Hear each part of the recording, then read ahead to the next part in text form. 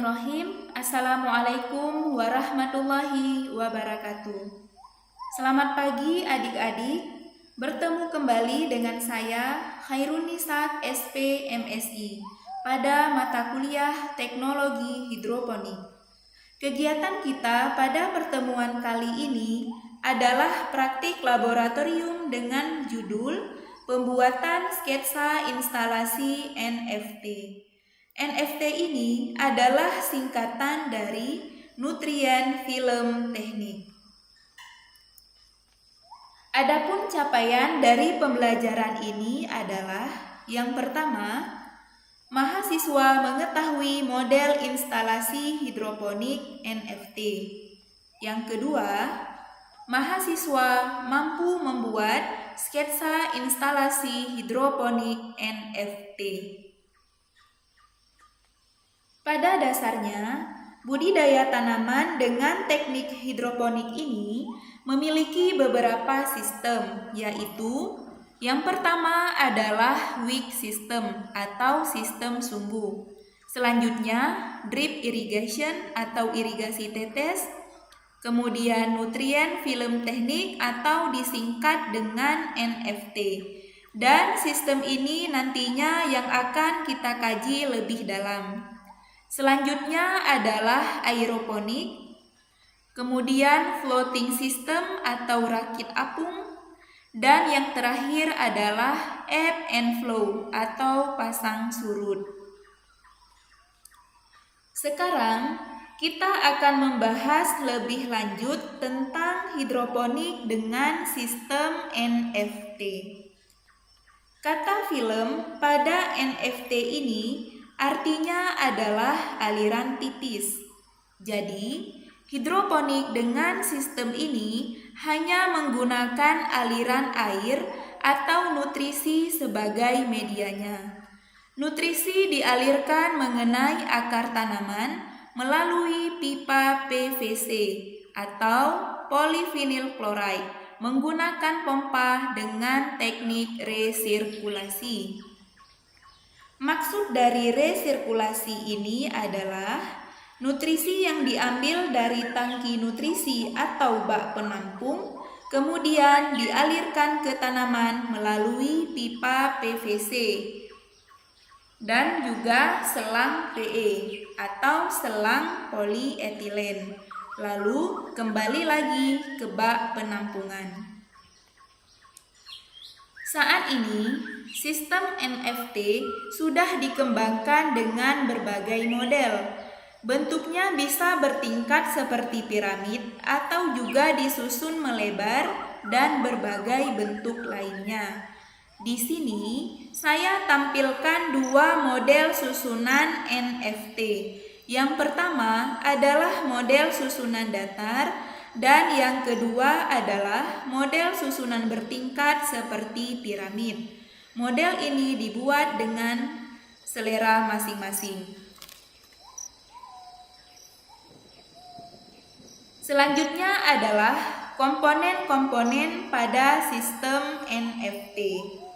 Jadi, di sini terdapat beberapa komponen dalam mendesain hidroponik dengan sistem NFT. Komponen yang pertama adalah talang, kemudian tangki nutrisi, pompa, keran aliran, pipa PVC, dan selang PE. Sebelum kita bahas satu persatu tentang komponen-komponen pada NFT ini, saya tampilkan terlebih dahulu tentang desain NFT secara keseluruhan. Nah, ini adalah desain atau gambaran dari instalasi NFT. Yang pertama kita lihat pada gambar adalah pompa yang terletak di dalam tangki nutrisi. Kemudian, nutrisi dialirkan ke tanaman melalui pipa PVC dan juga selang PE.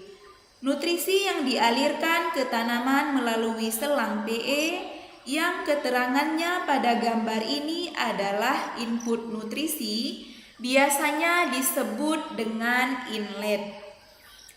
Setelah nutrisi dialiri ke tanaman, selanjutnya nutrisi tersebut kembali ke pipa PVC yang pada gambar ini diberi keterangan output nutrisi atau istilah lainnya dikenal dengan outlet.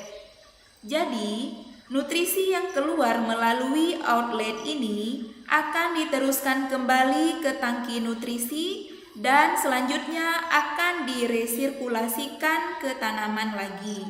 Dan proses ini akan berlangsung begitu seterusnya. Yang perlu diingat, konsep dasar hidroponik dengan sistem NFT ini adalah suatu metode budidaya tanaman dengan akar tanaman tumbuh pada lapisan nutrisi hidroponik yang dangkal dan tersirkulasi, sehingga tanaman dapat memperoleh cukup air, nutrisi, dan oksigen. Tanaman tumbuh dengan akar tanaman terendam dalam air yang berisi larutan nutrisi yang disirkulasikan secara terus-menerus dengan pompa. Daerah perakaran dalam larutan nutrisi dapat berkembang dan tumbuh dalam larutan nutrisi yang dangkal, sehingga bagian atas akar tanaman yang berada di permukaan memungkinkan oksigen masih bisa terpenuhi dan mencukupi untuk pertumbuhan secara normal. Sekarang, mari kita lihat lebih lanjut tentang komponen-komponen dalam mendesain NFT. Komponen yang pertama adalah talang. Teknik NFT pada umumnya menggunakan talang yang bagian dasarnya berbentuk segi empat atau bisa juga bulat. Talang ditempatkan di atas meja konstruksi yang terbuat dari kayu atau baja. Tinggi kayu atau baja tersebut dikurangi 5 cm setiap meternya, sehingga talang yang diletakkan di atasnya akan mempunyai kemiringan 5%.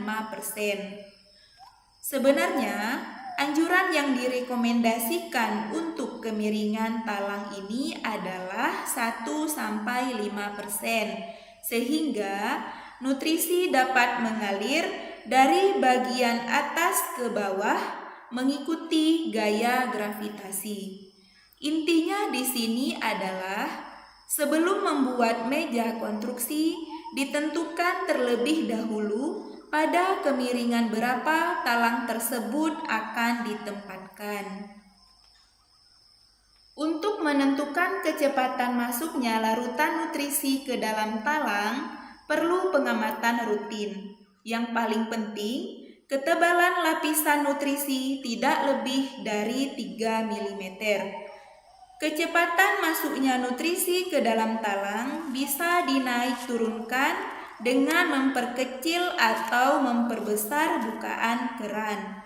Biasanya, pada tanaman sayuran daun seperti selada, pakcoy, atau kailan, kecepatan nutrisi dalam talang berkisar 0,75 sampai 1 liter per menit dengan kemiringan talang 3%. Jika akar tanaman semakin banyak, kecepatan aliran nutrisi otomatis semakin berkurang. Tanaman yang dekat dengan inlet akan banyak menyerap nutrisi dan oksigen. Tanaman yang paling jauh dengan inlet atau dekat dengan outlet akan mendapat nutrisi dan oksigen yang sedikit. Ini jelas akan mempengaruhi pertumbuhan dan produktivitas tanaman. Untuk meminimalkan efek negatif tersebut, panjang talang sebaiknya tidak lebih dari 12 meter. Lebar talang minimum 14 cm. Standar tersebut berlaku untuk kemiringan yang tidak lebih dari 5%. Seandainya lebih curam, batas anjuran panjang talang ialah 18 meter. Kondisi dasar talang perlu diperhatikan agar nutrisi menyebar mulai dari pinggir kiri ke pinggir kanan talang. Agar merata, di dasar talang ditebarkan kerikil, batu bata, atau sabut kelapa. Bahan-bahan ini jangan sampai hanyut terbawa aliran nutrisi sehingga menyumbat lubang outlet. Nah, ini adalah gambaran dari meja konstruksi atau disebut dengan bed. Bed dipasang untuk menyangga talang tempat tanaman hidroponik NFT ditanam. Berikutnya adalah gambar talang yang telah dirangkai dengan selang PE sebagai inlet dan talang sebagai tempat aliran nutrisi. Komponen selanjutnya adalah tangki nutrisi. Tangki penampung larutan nutrisi terbuat dari plastik atau galvanil. Ukuran tangki tergantung pada populasi tanaman. Sebagai contoh, tangki penampung 500 liter dapat digunakan untuk mengaliri kebun seluas 500 meter persegi. Tangki dapat dipendam di dalam tanah atau diletakkan di pojok kebun. Selanjutnya adalah pompa. Pompa berfungsi untuk mendorong larutan nutrisi untuk masuk ke jaringan distribusi atau inlet.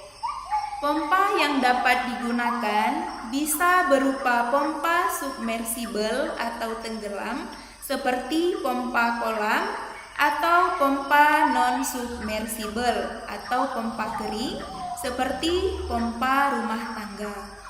Idealnya, pompa dapat mengalirkan air dengan debit 1-2 liter per menit.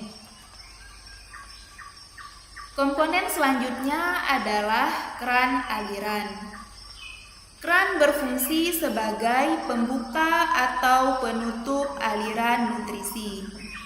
Keran dapat diputar ke kanan atau ke bawah.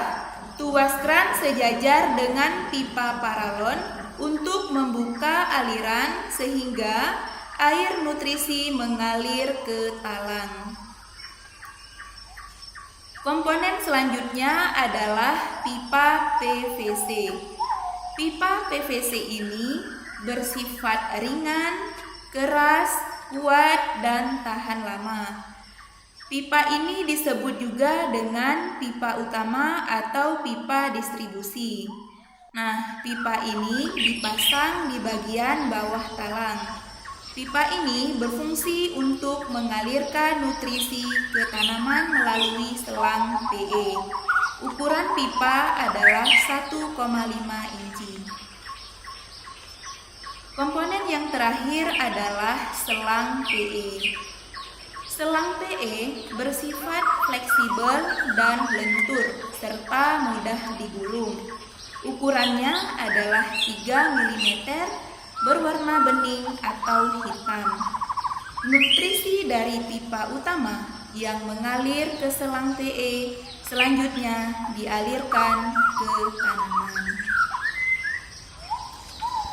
Nah, adik-adik, demikianlah materi kita kali ini tentang pembuatan sketsa instalasi NFT. Semoga bermanfaat dan selamat belajar. Sampai jumpa lagi pada pembelajaran berikutnya. Assalamualaikum warahmatullahi wabarakatuh.